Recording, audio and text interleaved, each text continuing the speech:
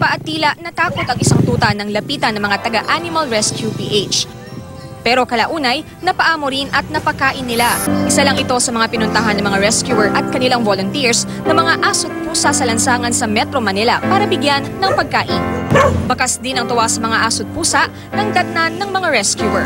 Tumutulong po kami sa mga stray cats and dogs, tapos sa mga homeless pet owner, yung mga indigent pet owners. Yung mga, kasi po nakakaawa po, siyempre hindi lang naman po tayo mga tao ang may karapatang mabuhay, pati po yung mga aso't pusa. Tuwang-tuwa rin ang mga nag-aalaga sa mga aso. Pasalamat po kami. Tuwing po nagsasaing po kami, lagi 1 kilos na saing namin, pinakain po namin sila. Siyempre, pati ang mga kumukop sa mga aso at pusa na nakatira sa lansangan, binigyan din ng tulong. Siyempre po, Paskong-Pasko ngayon. So, ayun, kailangan nilang pang-celebrate.